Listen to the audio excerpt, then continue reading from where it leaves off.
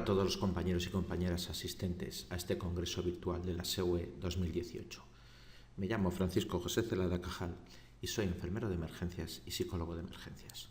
Vamos a hablar y debatir en unos segundos de la intervención ante la conducta suicida. Empecemos, pues. Los destinatarios de esta acción son todos los compañeros de los servicios de urgencias y emergencias, tanto a nivel extrahospitalario como hospitalario, y de los compañeros que también trabajan en atención primaria o son PEACs y trabajan muchas veces en la calle atendiendo a familias y a pacientes. Una breve introducción. Durante toda la historia de la humanidad, el hombre ha ejercido sobre sí mismo el derecho de la vida y de la muerte.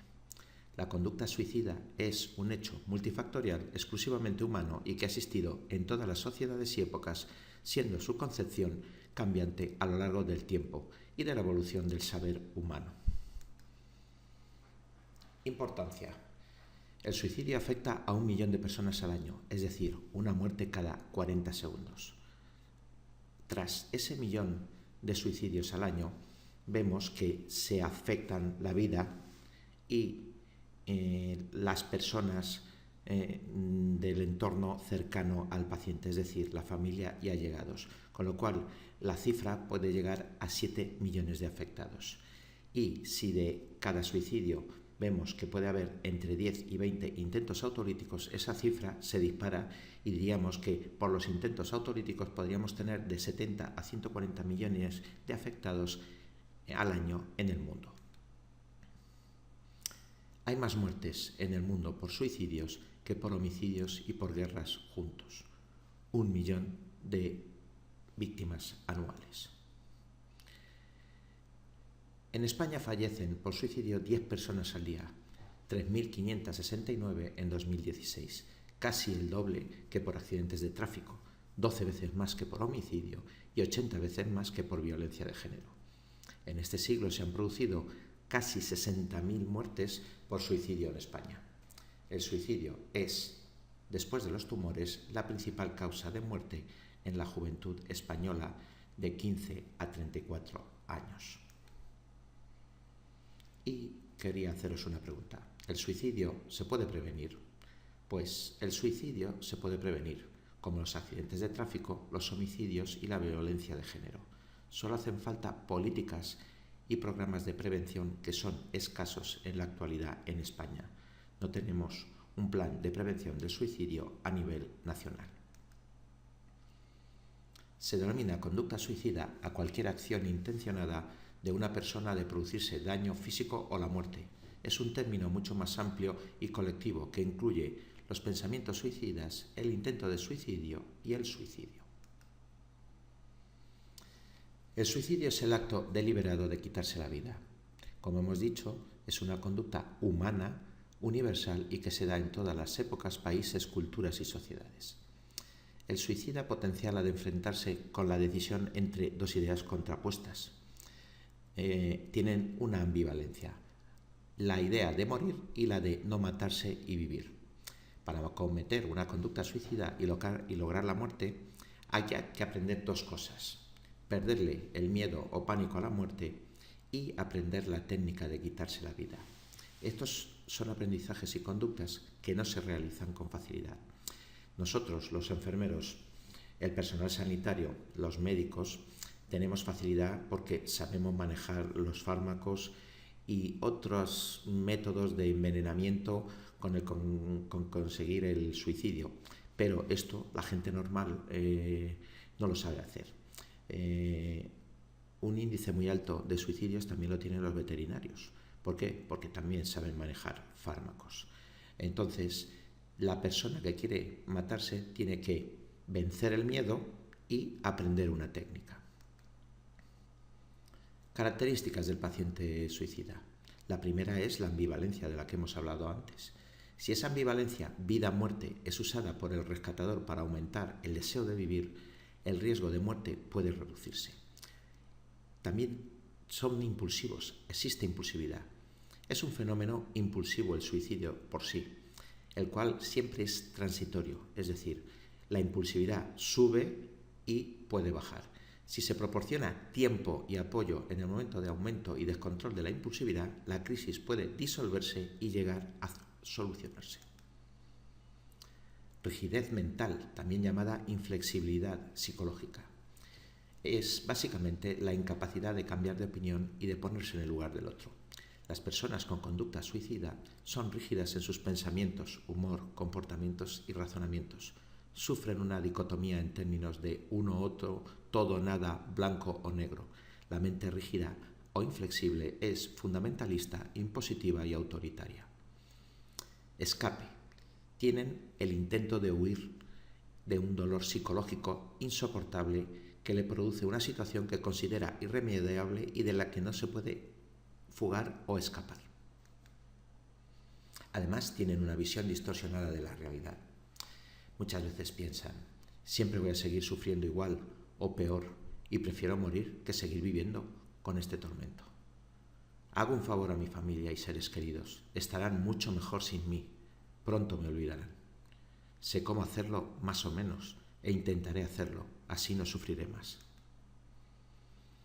Ahora vamos a hablar del ABC, de unas pautas básicas en la intervención de la conducta suicida. A, de acercamiento al lugar de la intervención, y A, de asegurar el entorno.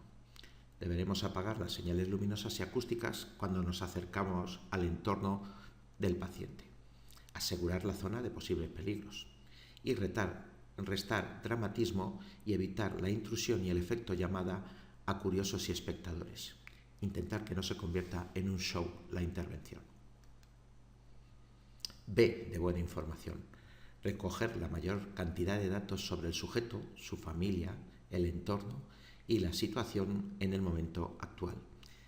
Enlace en el lugar. Esto es tener, antes de llegar, una persona que nos dé toda esa información antes de llegar, si es posible. Muchas veces, si es una emergencia y nos hemos activado y llegado muy pronto al sitio, no tenemos ese enlace en el lugar, pero otras veces sí lo tenemos. Puede ser un familiar, un amigo, alguien que nos dé datos previos a la llegada. Cuando llegamos, antes de intervenir, deberíamos saber el nombre de la persona para conectar con él de una manera más cercana, su estado civil, si tiene hijos, el número de hijos, los familiares y amigos cercanos, los nombres de los familiares y quienes están presentes de su familia y amigos, tanto los que quiere ver como los que quiere evitar. Eso nos ofrece control sobre las figuras que pueden sernos de ayuda y apoyo de las que pueden aumentar el estrés y conflictividad. También debemos saber la situación familiar actual y pasada, la estabilidad, los conflictos que tenían entre ellos, los problemas, el nivel económico, si tenían problemas económicos, el apoyo social con el que cuenta esa persona, tanto por parte de la familia como de sus amigos. Si trabaja o no, cuál es su trabajo, si tiene problemas laborales, actuales y pasados. Motivo por el que ha decidido suicidarse. A veces se ha comunicado antes. Antecedentes de enfermedad mental o física. Si existe dolor en ese tipo de enfermedad. Tratamientos farmacológicos que sigue. Historial previo de intentos de suicidio y si se encuentra bajo los efectos de alcohol o de drogas de abuso. C, de comunicación verbal y no verbal. Centrarse en escucha activa. Establecer una buena comunicación, conexión es primordial, ya que lo más peligroso en el sujeto con intención suicida es la habilidad o facilidad de cambio de estado emocional con gran velocidad. Así que nuestra actitud y acciones pueden empujarle a tomar una decisión precipitada y errónea. Debemos identificarnos, decir quiénes somos, qué hacemos, por qué estamos allí. Por ejemplo, hola, me llamo Paco, soy enfermero de emergencias, vengo a estar contigo y a hablar contigo. Acercarnos al sujeto poco a poco, intentando que haya un ambiente tranquilo, evitando interrupciones y adoptando una actitud de interés y comprensión.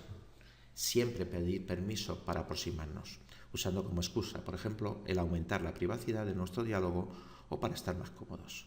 No hacer movimientos bruscos durante la intervención. D de deber de seguridad. Retirar medios y objetos de riesgo para la seguridad, que pueden ser tanto para nosotros como para los familiares, amigos o como para el paciente. Tijeras, cuchillos, botellas, objetos contundentes, las pastillas que tuviera, cuerdas, etc. Controlar las entradas, controlar las ventanas. ¿Por qué? Porque puede haber una subida de impulsividad y puede haber un suicidio por alta impulsividad o reactivo a una situación. Alejar del campo visual del sujeto a la familia, amigos, conocidos, etc., ya que pueden haber desencadenado en un momento la crisis. También, si sabemos que hay personas que pueden controlarle o con las que se lleva bien, tenerlos en la recámara, tenerlos cerca para poder usarlos y trabajar con él. Si el sujeto nos solicita la presencia de alguien, se lo facilitaremos siempre y cuando no se trate de un caso de malos tratos, abusos o exista peligro para esa persona. E, de empatía, que es una actitud esencial para el acercamiento y buena comunicación con el paciente. Los obstáculos de la empatía que hacen que las personas no se abran y no hablen con nosotros son, muchas veces, quitar importancia a lo que le preocupa o intentar banalizarlo, escuchar con prejuicios y ser subjetivos al interpretar, juzgar desde la subjetividad, usar frases hechas de todo tipo, como el tiempo lo cura todo o de esta manera no vas a conseguir nada.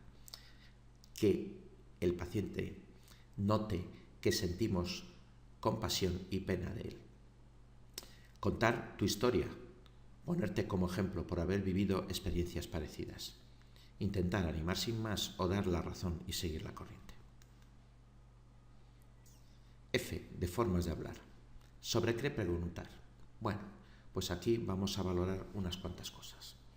Para valorar la intensidad y frecuencia de los pensamientos intrusivos o pensamientos de suicidio, vamos a preguntarle, ¿has pensado alguna vez en suicidarte? ¿Piensas todos los días en suicidarte? En una escala de 0 a 10, ¿en qué número se sitúan esos pensamientos? ¿Me podrías decir cómo has pensado hacerlo? De esta manera vamos a ver lo estructurado que tiene el pensamiento. Para valorar el motivo de la decisión de hacerlo, podemos preguntarle, ¿por qué has pensado en suicidarte? No deben minimizarse los motivos. Si la persona solo dice que le gustaría morir, conviene clarificar el motivo, saber si es para llamar la atención, para vengarse de alguien, para pedir ayuda, eludir responsabilidades o simplemente terminar con su vida. Para valorar la planificación y su nivel de precisión, tenemos que preguntar, ¿alguna vez has realizado planes para acabar con tu vida? ¿Tienes alguna idea de cómo lo harías para ver si está estructurado o no?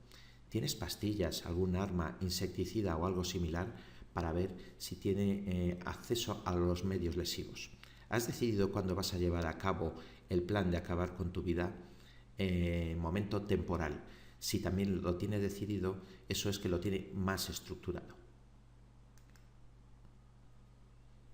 Debemos explorar la desesperanza. Preguntarle, ¿qué crees que te depara el futuro? ¿Cómo te ves dentro de, por ejemplo, 3 meses, un año? ¿Crees que existe alguna posibilidad de mejorar? ¿Crees que alguien podría ayudarte ahora? ¿Crees que es posible sufrir menos? Explorar también la culpa, principalmente en pacientes deprimidos.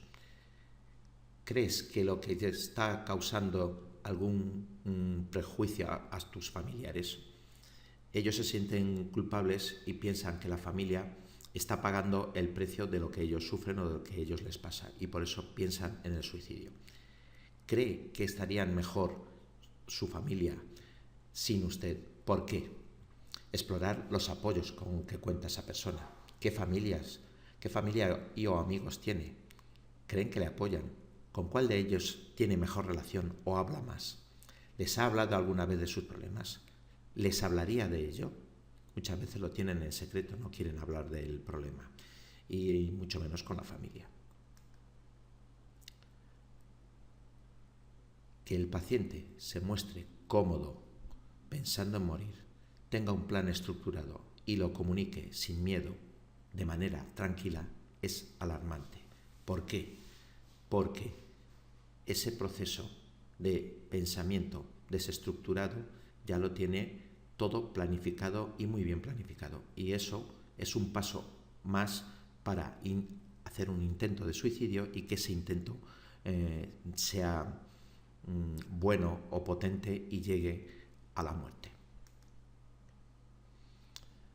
Las formas de hablar y preguntar, aquí os pongo unas ideas generales con colorines, ir de lo general e inocuo a lo particular y personal. Empezar hablando de buenos días, ¿cómo estamos? ¿Qué frío hace? ¿Qué calor hace? Etcétera, etcétera, y irnos acercando poco a poco, presentándonos, preguntando con su nombre e ir acercándonos un poco al problema en sí del intento de suicidio.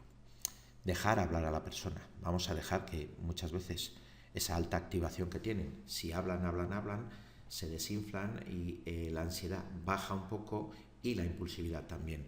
Vamos a conseguir que se desarme él solo. Usar frases cortas. Indagar por los motivos e intenciones del acto autolítico. Usar siempre un tono cálido, positivo y sobre todo seguro. Minimizar sus miedos, inseguridades y ambivalencias respecto al suicidio. Nunca discutir ni reprochar su conducta, porque ahí entramos en conflicto y aumentamos su impulsividad. Las preguntas cortas y de tipo abierto para que hable y dejarle hablar. Déjale hablar un 80% y pregunta tú un 20%. No convertir el diálogo en un interrogatorio. Déjale hablar. Evitar que el estrés aumente en el sujeto. Si nos encontramos con el mutismo, que puede pasar, este se puede abordar mediante preguntas abiertas del tipo: ¿qué haces ahí? ¿Por qué estás asomado a la ventana? ¿Qué haces subido a ese balcón tan alto? Intentar acercarnos poco a poco y entablar un rapport o una conexión con ese paciente. Conclusiones. La intervención en un intento de suicidio es una labor compleja, multifactorial y muy estresante. Recordar que la actitud del suicida es una decisión temporal de una persona desbordada por el dolor psicológico, que le produce una situación que considera irremediable y de la que no puede escapar. Nuestro objetivo primordial, por tanto, es salvar la vida de esa persona. ¿Y cómo lo hacemos? Muchas veces ganando tiempo. O sea, nuestro objetivo es salvar la vida y ganar tiempo. Siempre ganar tiempo. ¿Cuál sería el futuro? Pues el futuro sería avanzar hacia un modelo integral de la prevención del suicidio e intento de suicidio, para llegar pronto, llegar lejos y llegar a todos. Ahora os voy a dar unas recomendaciones de mejora sobre la conducta suicida en general. Lo primero, establecer un mejorado método de vigilancia sobre la conducta suicida e intentos autolíticos, con datos suplementarios procedentes de los hospitales, atención primaria y de los servicios de emergencia. Los datos anuales del INE son insuficientes. ¿Por qué? Porque solo nos dan el número de suicidios, no nos dan las intentonas. Y eso está en estos bases de datos que están en los hospitales, en la atención primaria, en los servicios de emergencia. Hay que explotar esos datos para saber lo que tenemos delante. Dinero. Si se destinara 1 de cada 10.000 euros de los presupuestos generales de España para un plan de prevención de suicidio, se podría contar con un montante aproximado de unos 43 millones de euros. Si esto mismo se hiciera en las comunidades autónomas, también habría dinero para planes de prevención del suicidio a nivel autonómico. Crear en atención primaria de salud unidades de cuidados e intervención psicosociales. UCEIP, con 2 tipos de profesionales: enfermería especialista en salud mental y psicología clínica sanitaria, con el apoyo ambulatorio de la medicina de familia y del psiquiatra como especialista externo. El objetivo de estas unidades sería la prevención, cribaje, detección, cuidado e intervención con todos los pacientes de su zona, tanto los que tienen riesgo o los que ya han cometido un intento autolítico. Sobre el suicidio y las noticias. Diseñar y difundir y concienciar con campañas en los medios audiovisuales. Gastar dinero en estos medios audiovisuales. Disminuir el tabú y el silencio que tiene tanto la conducta suicida como la salud mental. Recomendar una comunicación de las noticias que no sea sensacionalista, sin describir detalles morbosos ni métodos usados, con información concreta, comprometida y ética, y educando a la población sobre los recursos de ayuda existentes. Por ejemplo, el teléfono de emergencias 112 o el de la esperanza 717-003-717. También debemos dar formación, actualizar conocimientos y formar sobre el suicidio a profesionales de salud mental, atención especializada, atención primaria, geriatría, centro de discapacitados y centros educativos. Difundir en congresos y jornadas científicas, en artículos y libros, en prensa, en radio, en televisión, que no quieren hablar sobre el suicidio. Tenían un tabú ellos mismos en sus manuales de estilo, no comunicar, no hablar nunca del suicidio, porque si hablamos de él lo potenciamos. Charlas y seminarios, clases en la universidad y acceder también al público en general.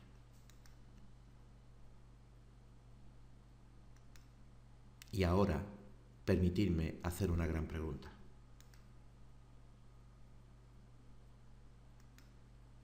¿El suicidio se puede prevenir?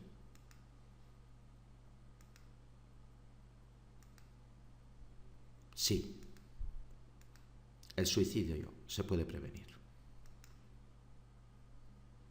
Ahora una pequeña llamada a la acción. A partir de ahora, ¿qué vas a hacer tú? ¿Mirar o actuar? Ya sabes unas pautas básicas. Cuando tengas una intentona de suicidio o alguien que pide ayuda y que se está planteando el matarse, vamos a empezar a actuar. Por favor, dadme un poquito de feedback. Muchas gracias. Aquí tenéis Stop Suicidios Spain y Stop Suicidios Castilla-La Mancha.